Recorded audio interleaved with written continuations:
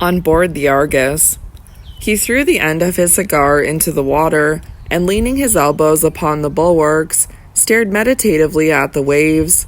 "How wearisome they are," he said, "blue and green and opal, opal and blue and green.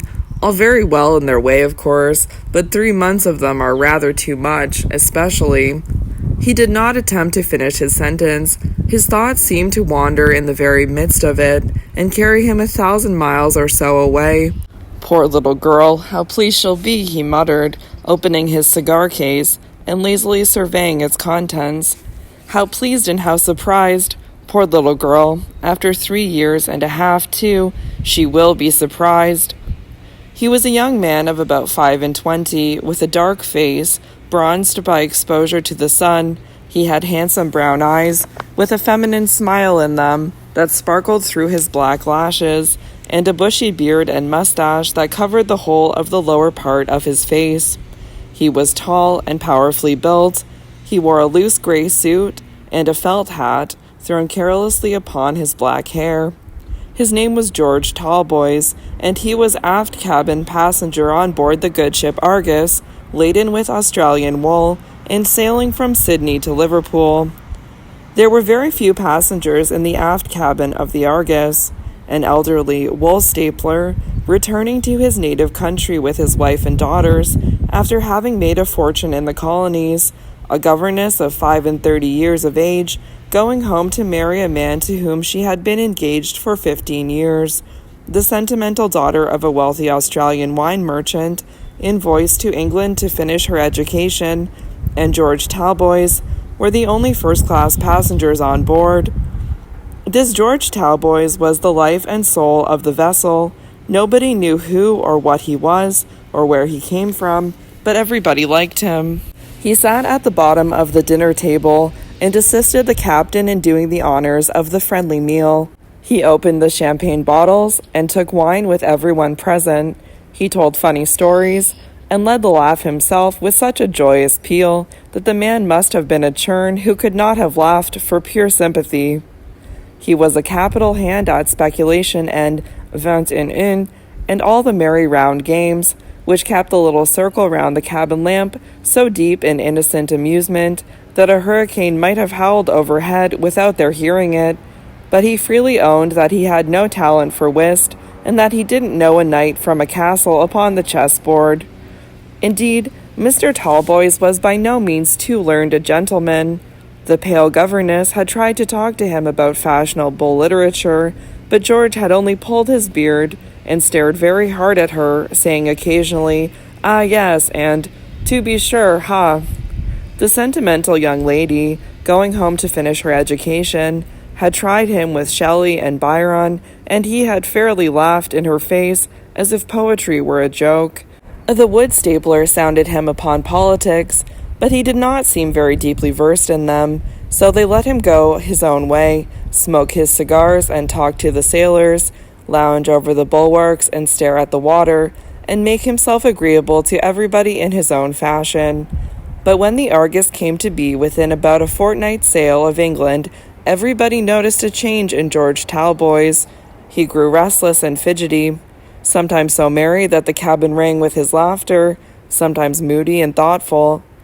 Favourite as he was amongst the sailors, they grew tired at last of answering his perpetual questions about the probable time of touching land.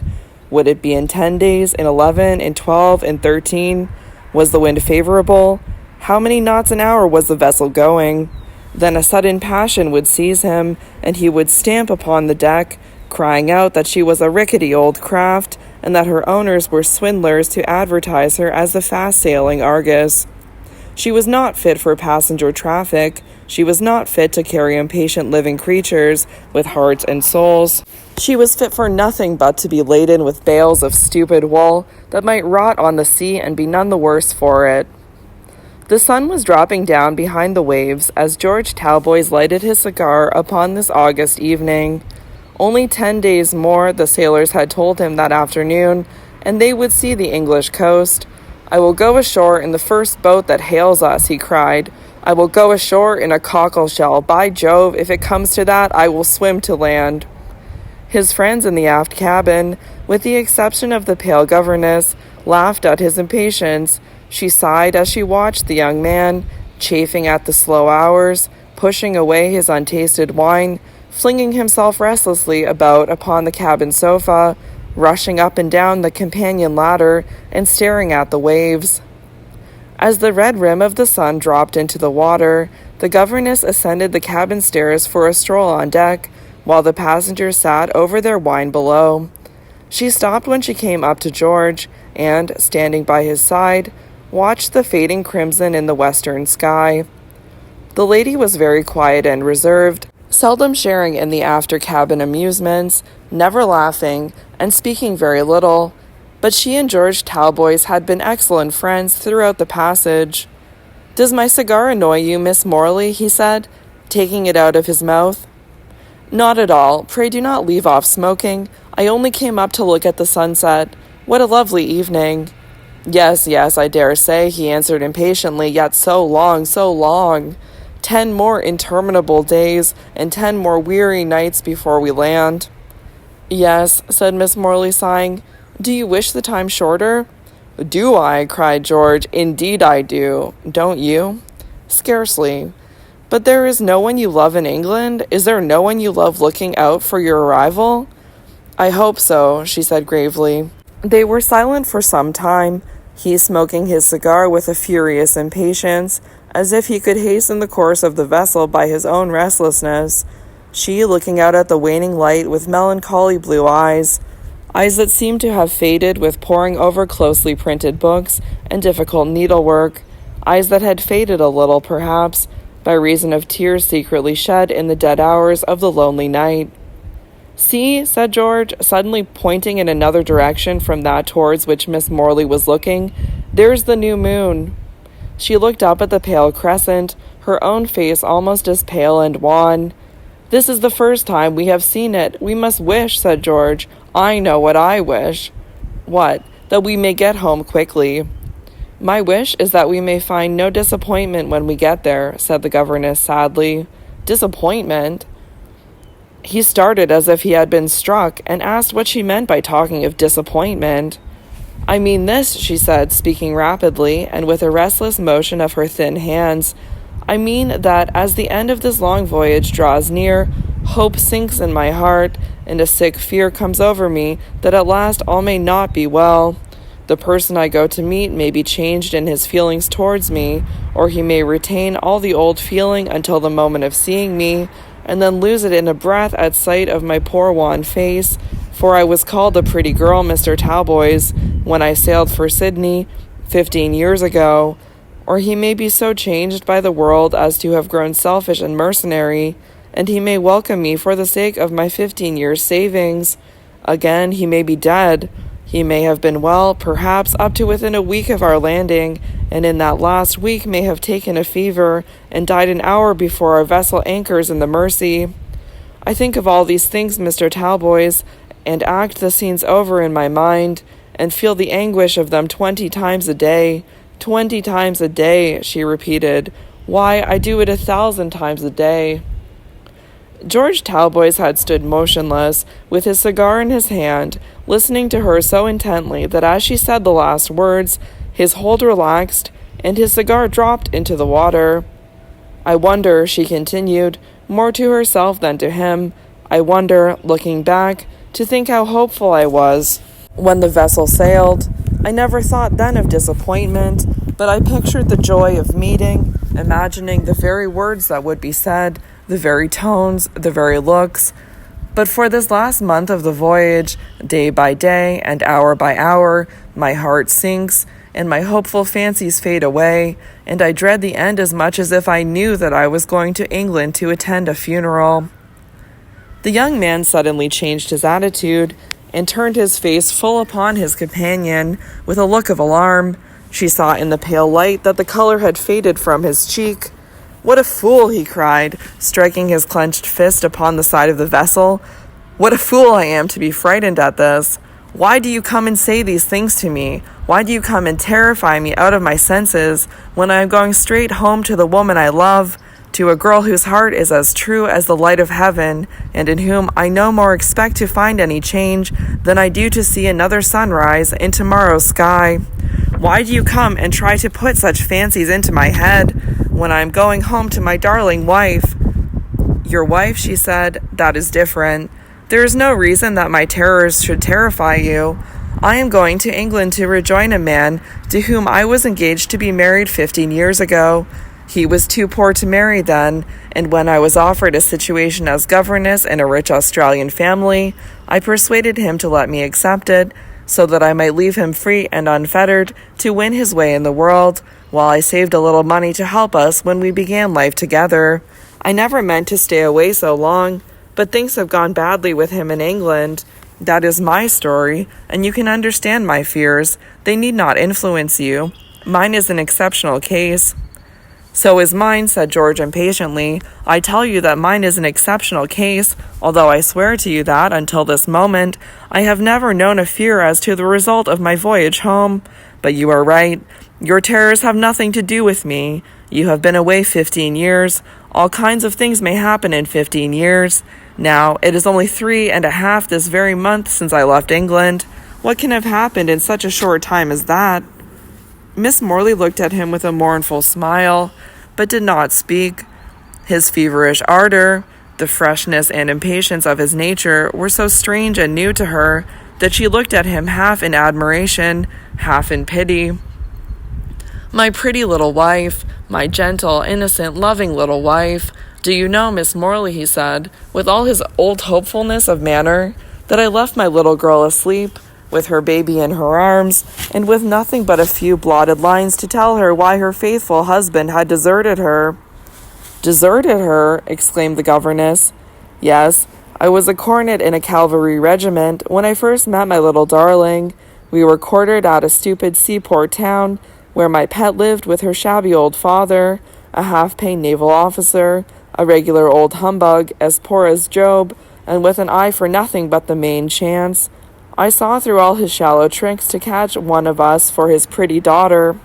I saw all the pitiful, contemptible, palpable traps he set for big dragoons to walk into. I saw through his shabby genteel dinners and public-house port, his fine talk of the grandeur of his family, his sham pride and independence, and the sham tears in his bleared old eyes when he talked of his only child. He was a drunken old hypocrite, and he was ready to sell my poor little girl to the highest bidder. Luckily for me, I happened just then to be the highest bidder, for my father is a rich man, Miss Morley, and as it was love at first sight on both sides, my darling and I made a match of it. No sooner, however, did my father hear that I had married a penniless little girl, the daughter of a tipsy old half-pay lieutenant, than he wrote me a furious letter, telling me he would never again hold any communication with me, and that my yearly allowance would stop from my wedding day. As there was no remaining in such a regiment as mine, with nothing but my pay to live on, and a pretty little wife to keep, I sold out, thinking that before the money that I got from my commission was exhausted, I should be sure to drop into something. I took my darling to Italy, and we lived there in splendid style as long as my £2,000 lasted. But when that began to dwindle down to a couple of hundred or so, we came back to England, and as my darling had a fancy for being near that tiresome old father of hers, we settled at the watering place where he lived.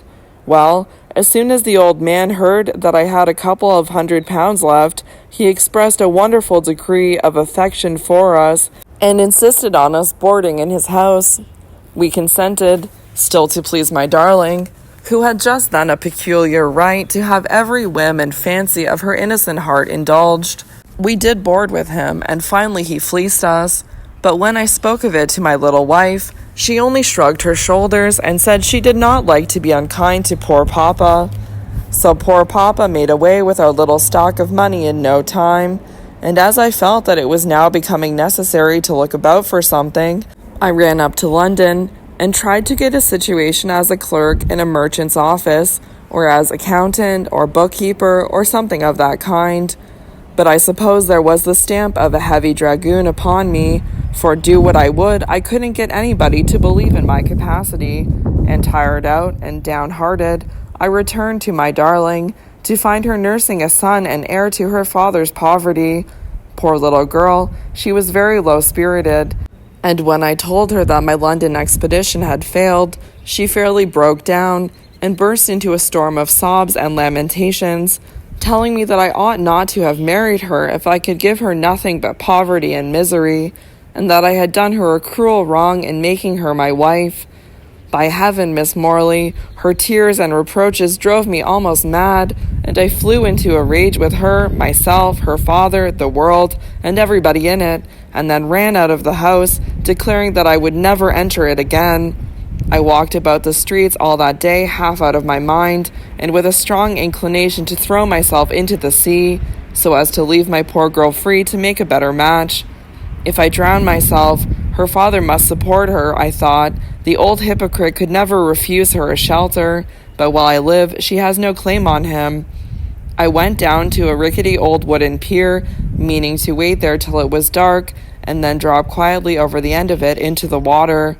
But while I sat there smoking my pipe and staring vacantly at the seagulls, 2 men came down, and one of them began to talk of the Australian gold diggings and the great things that were to be done there.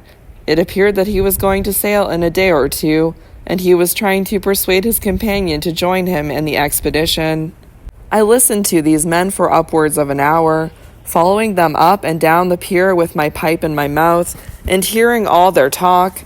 After this, I fell into conversation with them myself, and ascertained that there was a vessel going to leave Liverpool in 3 days, by which vessel one of the men was going out.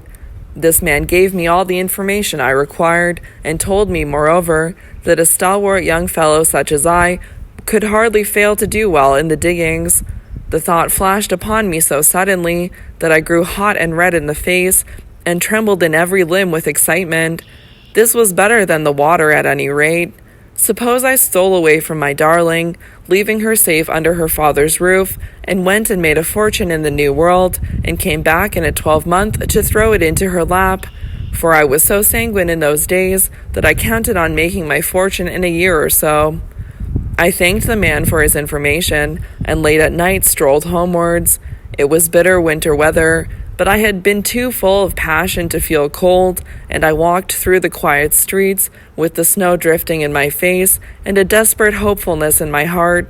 The old man was sitting drinking brandy and water in his little dining room, and my wife was upstairs, sleeping peacefully with the baby on her breast. I sat down and wrote a brief few lines, which told her that I never had loved her better than now, when I seemed to desert her, that I was going to try my fortune in a new world, and that if I succeeded, I should come back to bring her plenty and happiness, but that if I failed, I should never look upon her face again. I divided the remainder of our money, something over £40, into 2 equal portions, leaving one for her, and putting the other in my pocket. I knelt down and prayed for my wife and child, with my head upon the white counterpane that covered them. I wasn't much of a praying man at ordinary times, but God knows that was a heartfelt prayer. I kissed her once and the baby once, and then crept out of the room. The dining room door was open, and the old man was nodding over his paper. He looked up as he heard my step in the passage, and asked me where I was going. To have a smoke in the street, I answered, and as this was a common habit of mine, he believed me. 3 nights after this, I was out at sea, bound for Melbourne, a steerage passenger, with a digger's tools for my baggage, and about 7 shillings in my pocket. "And you succeeded?" asked Miss Morley.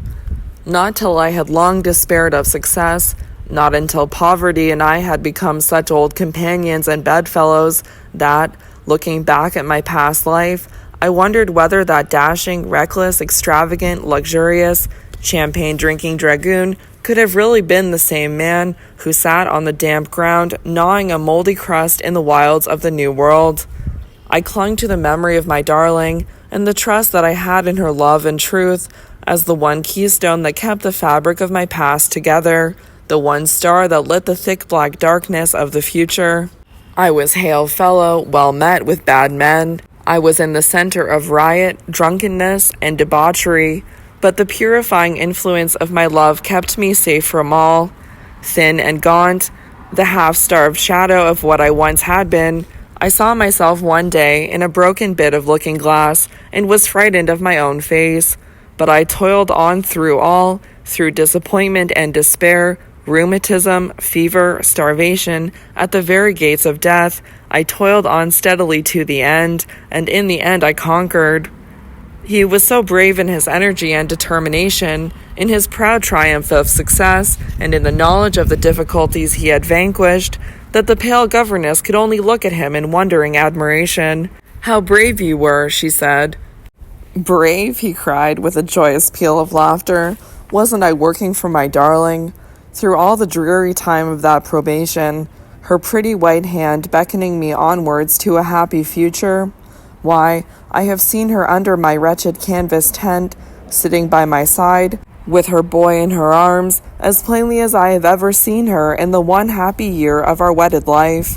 At last, one dreary, foggy morning, just 3 months ago, with a drizzling rain wetting me to the skin, up to my neck in clay and mire, half-starved, enfeebled by fever, stiff with rheumatism, a monster nugget turned up under my spade, and I came upon a gold deposit of some magnitude.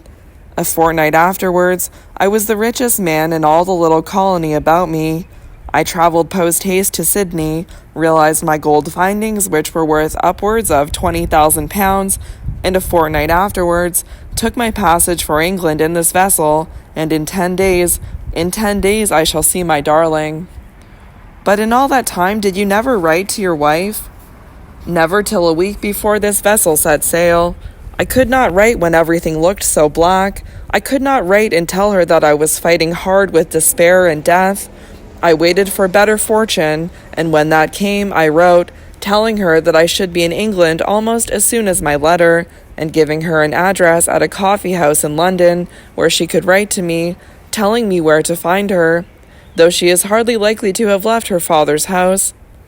He fell into a reverie after this, and puffed meditatively at his cigar. His companion did not disturb him. The last ray of the summer daylight had died out, and the pale light of the crescent moon only remained. Presently, George Talboys flung away his cigar and, turning to the governess, cried abruptly, "Miss Morley, if, when I get to England, I hear that anything has happened to my wife, I shall fall down dead." "My dear Mr. Talboys, why do you think of these things? God is very good to us. He will not afflict us beyond our power of endurance. I see all things perhaps in a melancholy light, for the long monotony of my life has given me too much time to think over my troubles. And my life has been all action, privation, toil, alternate hope and despair. I have had no time to think upon the chances of anything happening to my darling. What a blind, reckless fool I have been. 3 years and a half, and not one line, one word from her, or from any mortal creature who knows her. Heaven above, what may not have happened?" In the agitation of his mind, he began to walk rapidly up and down the lonely deck, the governess following, and trying to soothe him.